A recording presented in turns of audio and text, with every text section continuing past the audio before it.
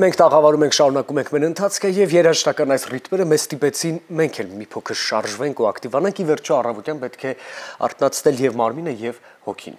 Այո, իսկապես պետք է արթնացնել մարմինն ու հոգին եւ իհարկե խոսել գույներից, գծերից եւ իհարկե ծավալից։ Ու պատահական չէ, որ հենց այսպես ենք սկսում զրույցը, որովհետեւ շատ շուտով սպասվում է ցուցահանդես, որն էլ հենց այս խորագիրն ունի։ Հոկտեմբերի 21-ին Իգիթյան կենտրոնում կկայանա ճարտարապետ Ավետիք Էլոյանի անհատական ցուցահանդեսը։ Ողջունենք մեր հյուրին, Ավետիք Էլոյան, բարի լույս։ Բարև ձեզ։ Բարի լույս։ Ուրախ ենք, որ այստեղ եք, միացել եք մեզ առավոտյան։ Շնորհակալություն հավերի համար։ Մինչ իհարկե ձեր գործունեության մասին մեզ մի փոքր կպատմեք, մինչ կներկայացնենք մեր հեռուստադիտողին, թե ինչ է սպասում ցուցահանդեսի շրջանակներում, մի փոքր հետաքրքիր հոգեբանության մասին կցանկանամ մեզ հետ կիսվեք, ինչ է ընդհանրապես ցուցահանդեսը արվեստագետի համար, որովհետև դա վստահաբար որոշակի սանդղակ է, երբ գործունեության ընթացքում դու գալիս ես եւ ամփոփում ես բոլոր այն մտքերը, բոլոր այն գաղափարները, որոնք տարիների ընթացքում մշակվել են, անցել են որևէ ընթացք եւ ի վերջո լավագույն արդյունքները պիտի ցույց տանք։ Ինչ կարեւորություն ունի ընդհանրապես արվեստագետի համար ցուցահանդեսը։ Սկսենք այստեղից։ Շատ ճիշտ հարց եք տալի, ուղղակի ինձ թվում է դեպի ինձ չի ուղղված այդ հարցը, որովհետև սա իմ առաջի ցուցահանդեսն է։ Ես կրթությամբ ճարտարապետ եմ ու սա տենց առաջի անգամ որոշեցի ինչ որ 30 տարվա արդյունքում հավաքված կտավները, գործերը ցուցադրել,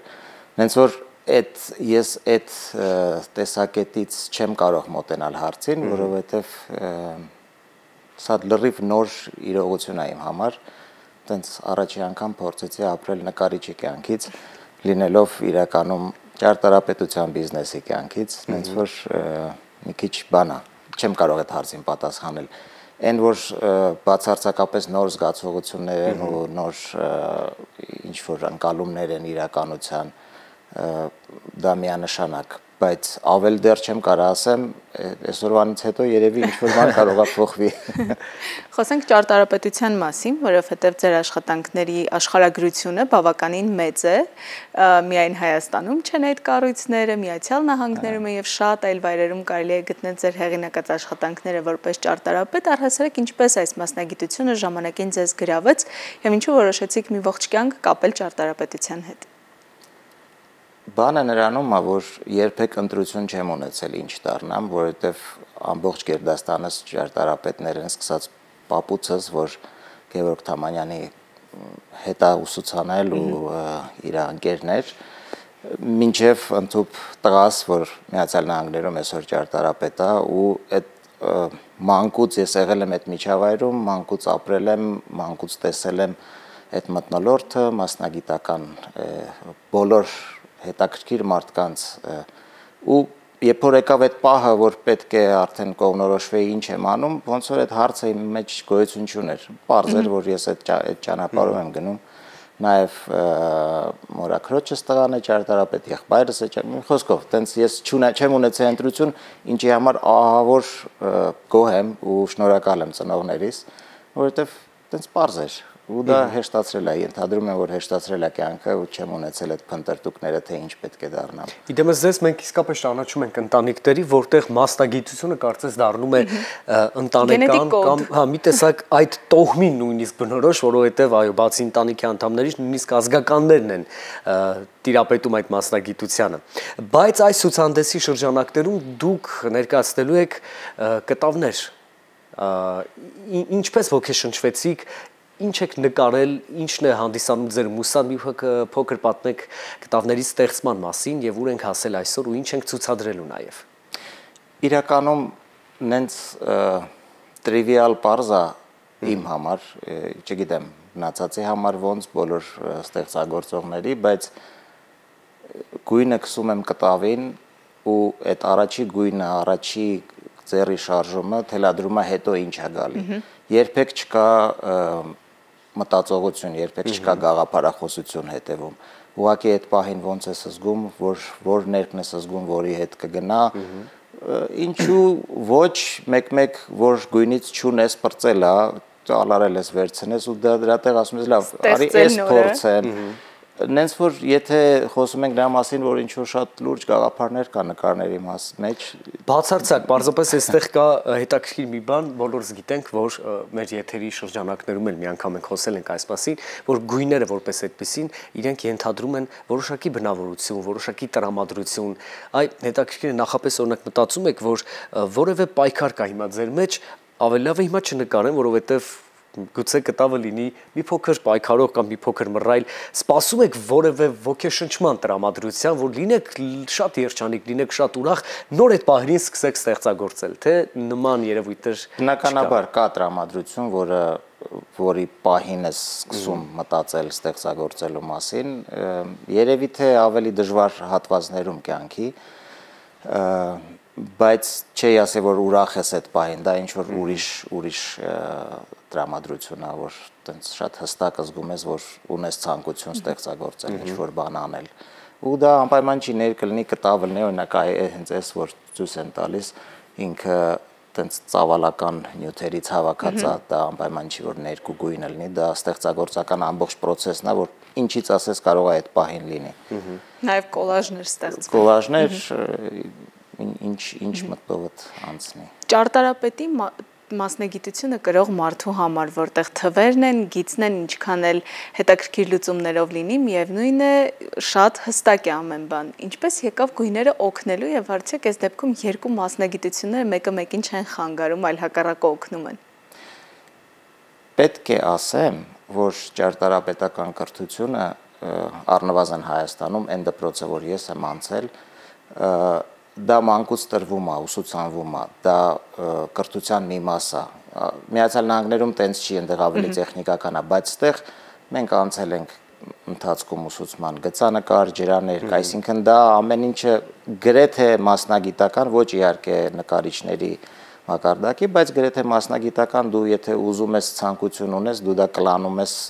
ուսուցման ընթացքում։ Ենթադրում եմ, որ հիմքում այդ անկած, այդ գույների հասկացողությունը երևի ամեն դեպքում կապված է բանի հետ, կրթության հետ, բայց հայրս էլ էր նկարում, մայրս էլ էր նկարում, բոլոր եղբայրներս են նկարում ու բնականաբար, չգիտես դա ոնց է քո վրա ազդել, բայց սենց տենենց այդ գույների համադրությունը են, որ մանկուց տեսել ես կես տարեկանից, մի տարեկանից, երբ որ սկսել եմ ընկալել գույները, ես տեսել բնականաբար դա ազդեցություն է թողել։ Հետաքրքիր է, որ երաժշտական ոճերից ջազն է, չէ, որ կարող ես տրամադրության մեջ տեղում իմպրովիզ սկսես ներաշխարհը արտահայտել ստեղնաշարի միջոցով։ Այ հիմա նայում եմ ձեր կտավներին եւ շատ հաճախ ինչ որ ջազի էլեմենտներ եմ այստեղ տեսնում, այո, որովհետեւ բացարձակ պահի ազդեցության, պահի տրամադրության արտահայտումն է կտավի վրա։ Սա շատ հետաքրքիր մոտեցում է, կարծում եմ։ Չեմ կարող չասել, այս նկարի աջ կեսը Նարեկ Ավետիսյանի նկարն է, ձախ կեսը իմն է, ամբողջովին չի իմը, չեմ կարող ստանալ, հետո առանձին պատմություն է երևի, բայց օրինակ այսօր բացմանը թավջութակահար ենք հրավիրել բացման ժամանակ ջազը կլինի երկրորդ հատվածում, առաջի հատվածում որոշեցինք, որ Բախի ստեղծագործությունները կհնչան, բայց ջազի մեջ սիրահարեմ երևի դրա համար էլ ինչ-որ բաներ բռնում եք, այդ ինչ-որ բաներ տալիս է։ Իսկ այս դեպքում կապ ունի նաև դասականից ընտրությունը Բախի վրա կանգ առնելը։ Ոգեշնչման աղբյուր է գուցե եղել ինչ-որ մի ժամանակաշրջանում։ Միշտ ինչ-որ ժամանակաշրջանում չէ, դա ուղղակի ուրիշ տիեզեր կա, իսկ ընտրությունը ուղղակի տենց չէ, սիտուացիոն տենց որոշեցինք, որ դա կսազի այսօր բացմանը ընդամենը։ Նշեցիք, որ որպես այդպիսին, որպես նաև նկարիչ ներկայացվող առաջին ցուցահանդեսն է, ձեր ինչ ակնկալիքներ ունեք այս ցուցահանդեսից, ինչ եք պատկերացնում։ Դեռ չգիտեմ, ամեն դեպքում երեք ամբողջ օրը կախվել նկարներն ենք կախել, ինստալացիան եւ համադրությունները, արդեն իմ համար բացարձակապես նոր տիեզեր կա։ Ու անսովոր է, որովհետեւ Աբովյան փողոցում ինքը տեսանելի է, մարդիկ են գնում գալիս մտնում, բոլորին հետաքրքիր է, ես շատ ոգեշնչված եմ այն բանով, որ մարդկանց իրոք հետաքրքրում է, իրանք չեն ալարում, մտնում են, ասում են, «Էս ինչ է լինելու վաղը»։ Երեք երևի մի 10 հոգի մտել դուրս են եկել այդ ընթացքում, մինչև մենք նկարները կախում էինք, հույսով եմ կշարունակվի այդ հետաքրքրությունը։ Ինձ թվում է այս ցուցահանդեսը նույնպես դուք որոշել եք իրականություն դարձնել պահի թելադրանքով եւ պահի տրամադրությամբ ու դրա համար էլ ամեն դեպքում դեռ ապագայի հետ կապված չգիտեք կլինի երկրորդ անհատական ցուցահանդեսը թե չի լինի, այ հետաքրքիր է որպես նկարիչ մենք ընկալեցինք ձեզ, որ այո, որոշակի վարկյանը կարող է ձեզ համար կարևորություն լինի, բայց որպես ճարտարապետ, օրինակ ձեր գծագրած, չգիտեմ, շենքերը, տները, ամառանոցները, այնինչ դուք դարձնում եք իրականություն, նույնպես կարող են ծնվել պահի թելադրանքով, թե ամեն դեպքում դա արդեն այլ գիտություն է, այլ մասնագիտություն է եւ այդտեղ կարևոր է հստակությունը եւ չտրվել է նաեւ հոգու ճիչերին մի քիչ ռոմանտիկա հնչում, բայց ամեն դեպքում հարցը այսպես ձևակերպենք։ Բնականաբար ամբողջ process-ում նախագծման լինում են հոգու ճիչեր, դու անում ես այն ինչ որ դու ուզում ես անես, հետո դա հանդիպում է պատվիրատուի ցանկություններին, հետո դա հանդիպում է բաների քաղաքապետարանի սահմանափակումներին Վերջը իհարկե շատ պրագմատիկ է ճարտարապետական ստեղծագործության։ Իհարկե դու սկսում ես տենց սրտիցդ, բայց ավարտվում է օրենքներին համապատասխան։ Կասեի 4 ֆինանսական։ Դրամատուրգ եւ ռեժիսոր փոխհարաբերության նման մի բան է։ Շատ դժվար բան է ճարտարապետությունը, ինքը տենց դու պայքարի մեջ ես հասարակության հետ, ընդհանրացնում եմ սիստեմների հետ, իսկ նկարչության մեջ դու պայքարում ես ինքդ քո հետ, ոչ պակաս բարդ է, բայց գոնե ուրիշից կախվածություն չունես։ Շատ լավ։ Հոկտեմբերի 21 այսօր Իգիթյան կենտրոնում կայանալու է ճարտարապետ Ավետիք Էլոյանի անհատական ցուցահանդեսը, ժամը երբ ենք սկսում։ Ժամը 7-ից Մինչ ուշ երեկո։ Եվ որքան է տևելու ցուցահանդեսը։ Մինչև ամսի 26-ը ներառյալ 26-ի օրը, մյուս օրը հավաքում ենք նկարները։ Այո, գնանք ճանաչենք մեր հայրենակցին, այո։ Ձեզ էլ սրտանց հրավիրում եմ այսօր երեկոյան մասնակցեք։ Անչափ շնորհակալ ենք հրավերի համար, հուսանք նաև Ամերիկայի Միացյալ Նահանգներում, որովհետև հիմա մեծ մասամբ ձեր գործունեությունը նաև այնտեղ է, այսպիսի հնարավորություն մեր հայրենակիցները եւս կունենան վայելելով ձեր աշխատանքները ցուցահանդեսի ընթացքում։ Ես չէի մտածել, որ մյուսը պետք է Ամերիկայում անել ու ասել էլի առաջի ցուցահանդեսը սա։ Առաջին ամերիկյան ցուցահանդեսը։ Շնորհակալ ենք, անչափ կսպասենք նաև այդ նորությանը։ Մնացեք մեզ հետ, սիրելի ռուսադիտողներ, այս պահին երաժշտական տրամադրություն մեր եթերում, խնդրեմ։